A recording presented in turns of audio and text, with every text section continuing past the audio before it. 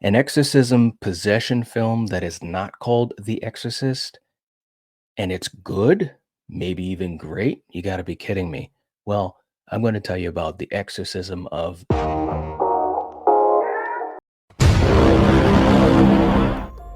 The Exorcism of Emily Rose, a 2005 supernatural horror movie directed by Scott Derrickson, and it stars Tom Wilkinson, Laura Linney, and Jennifer Carpenter. This is a movie that really surprised me when I first saw it many years ago. And being a fan of exorcism or possession films, the thing that stood out the most about The Exorcism of Emily Rose is how well it's made. From A to Z, the story is really compelling, and the acting, there's so many great moments of just acting in this horror film that I think it can impress people, even if you are not a fan of exorcist movies or possession movies. This is the type of film directed by the great Scott Derrickson. In my opinion, he's great.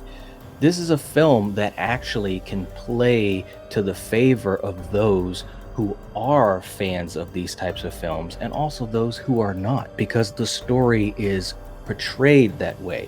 You have this story of a young girl whose name is Emily Rose, played by Jennifer Carpenter, who is possessed, and she is dealing with these demons in her everyday life at home with her family and also at school. And an exorcism is performed and it goes horribly wrong and she dies. Now, this is the beginning of the film, just to put that out there. And you have Laura Linney, who's the lawyer who's put on the case to defend the priest, who is played by Tom Wilkinson. And the story takes place from that point on out, and it has that feel of a court drama. But what's really cool is that the horror and the possession plot is peppered throughout the film in flashbacks, but also in current events to the story. And I think what was really interesting, especially when I first saw it, was I wasn't expecting a movie of this type, of this subgenre, to portray a story that was so equally divided. Because in the courtroom, you have those that are believers, and then, of course, you have those who are skeptics. And that, to me, plays to the strength of us as viewers. And you have this tug of war, right? Because Tom Wilkinson, as the priest, he wants his story, he wants Emily Rose's story to be told so it can strengthen faith. But you have the lawyer side of things, Laura Linney, who is defending him, that wants to just get him acquitted of this murder. So there's this tug of war back and forth. And then, of course, you have the district attorney, played by Campbell Scott, who's the son of George C. Scott, by the way, and he was fantastic in this film. Very good performance. And of course, he believes that the father was responsible for the death of Emily Rose. And there's all these other things going on involved. Was she mentally sick?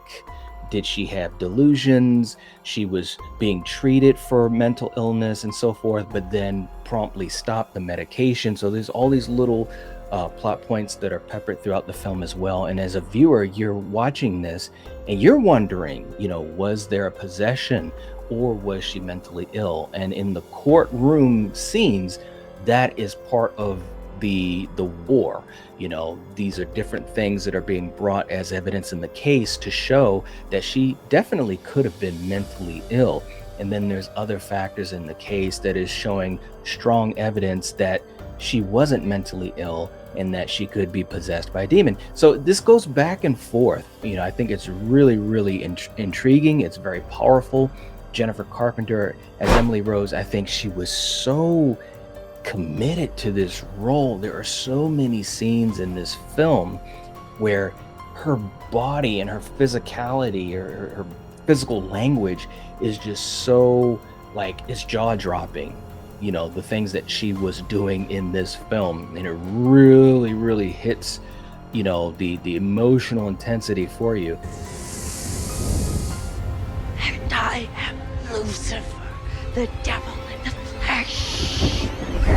And I think that one other thing that was really, really cool about this film, they didn't go down the easy path to do a lot of jump scares or just gore for the sake of gore and a bunch of blood or liquids being thrown all over the place. I mean, in a sense, you could say this possession film was tame, especially by today's standards. But that, to me, is what makes it so great because it shows that it didn't have to rely on those things, right? If you look at The Exorcist, which is the benchmark for these types of films, that was a film that really took its time. It was a slow burn, almost like this gritty documentary type of style of a movie. Those types of movies were a thing of the past. We're talking about a movie that was in the early 70s. And I don't think that those movies play the same today to a lot of modern audiences.